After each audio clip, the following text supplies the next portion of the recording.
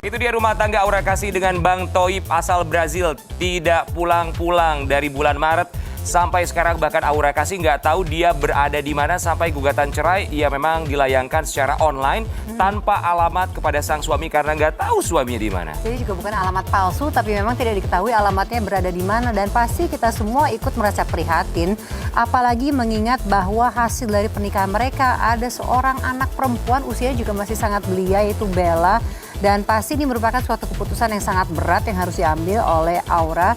Dan mungkin juga karena dia merasakan tidak ada komunikasi dengan sang suami yang sampai dengan saat ini tidak diketahui keberadaannya. Dan kalau memang benar akhirnya mereka akan bercerai, berarti ini kali kedua seorang Erik Amaral ini berpisah dari istrinya. Karena sebelumnya dia pernah menikah dengan seorang wanita asal Brazil dan juga mempunyai seorang anak yang sampai dengan sekarang masih terus dirawat oleh sang mantan istri. Ya, kita akan lihat bagaimana akhirnya ujungnya dari rumah tangga seorang Aura Kasih dan juga Erik Amaral. Apakah rumah tangganya akan berakhir di masa pandemi?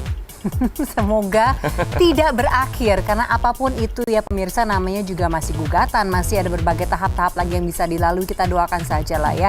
Tapi yang pasti kita akan menyuguhkan berita-berita lainnya selama 1 jam ke depan untuk Anda, tentunya di Insert Today bersama dengan saya Nadia Mulya. Dan juga serian Ibram, informasi selebriti dari dalam dan juga mancanegara, termasuk informasi terupdate tanpa batas lainnya. Dan kali ini kita akan melihat bagaimana kelanjutan dari kasus trio ikan asin. Aduh, trio ikan asin ini sepertinya kita berpikir sudah selesai babaknya, dengan Ray Utami sudah keluar bisa bertemu dengan anaknya juga. Tapi sepertinya masih ada buntut daripada ini semua. Tadi kita membuka dengan berita kabar gugatan perceraian. Nah selanjutnya ini juga berita mengenai goncangnya rumah tangga mereka antara Ray Utami dan juga dengan Pablo Benua. Dan Ray juga mengungkapkan bahwa ia sebenarnya seharusnya sudah bisa bebas sekitar 6 bulan sebelum dibebas sekarang.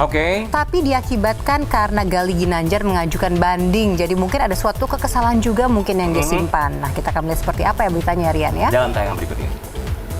Tapi masih tidak terima, akhirnya Gali mengajukan upaya hukum kasasi di tingkat Mahkamah Agung.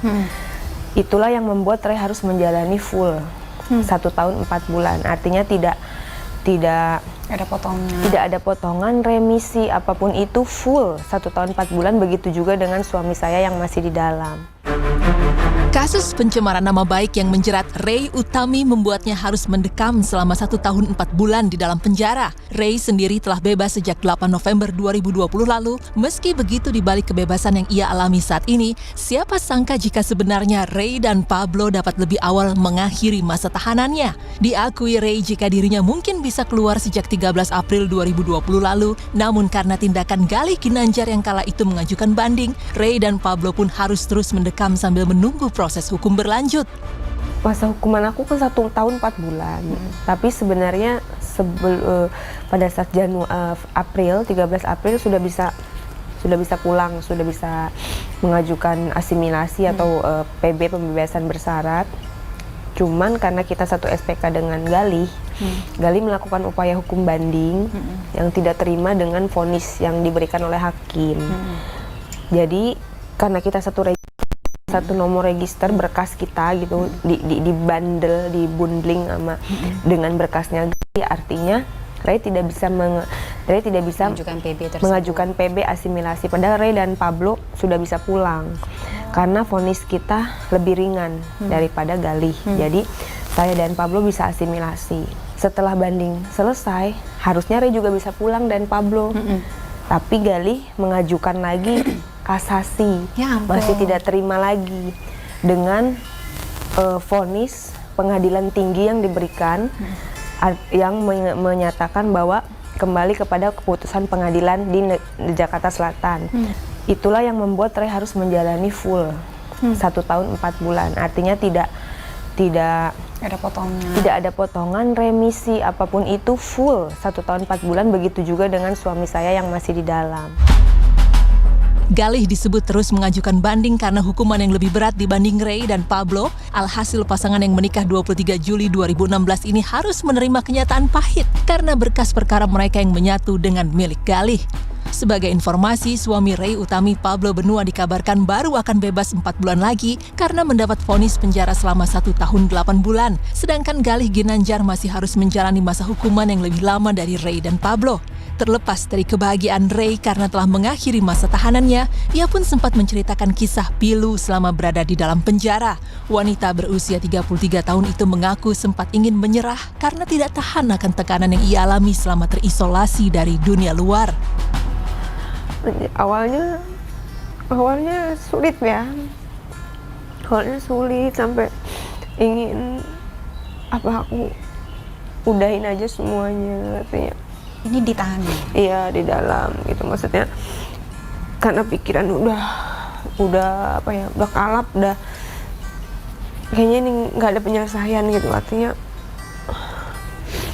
pasti bakalan ancur-ancuran lama, anak-anak gimana kayak gitu. Terus suami juga di dalam, bener-bener ujian terberat yang pernah aku alamin pada saat itu.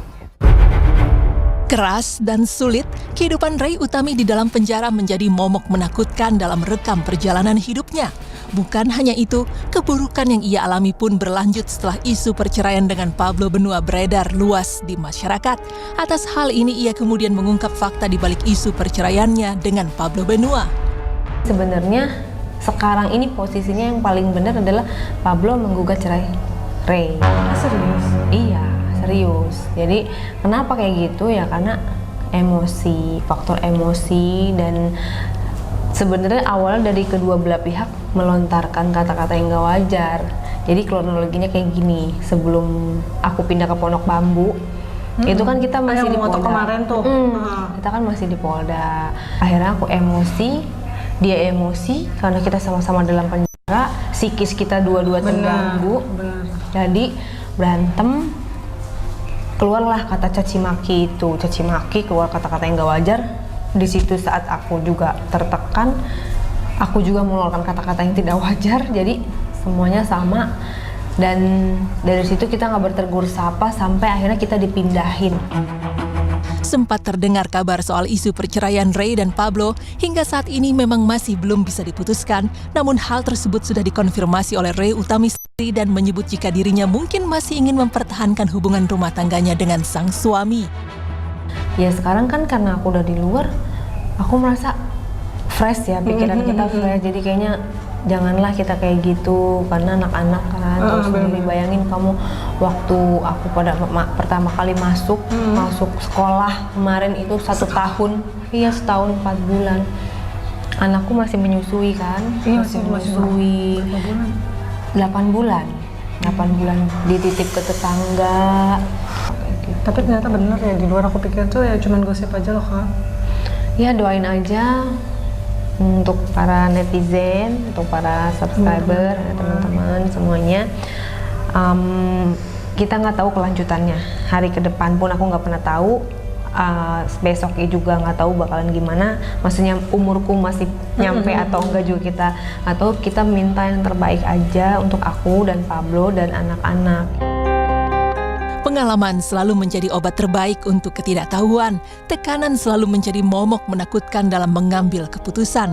Kini, Ray pun menjadikan semua itu sebagai pembelajaran dan hanya bisa berharap agar hidupnya dapat membaik seiring berjalannya waktu.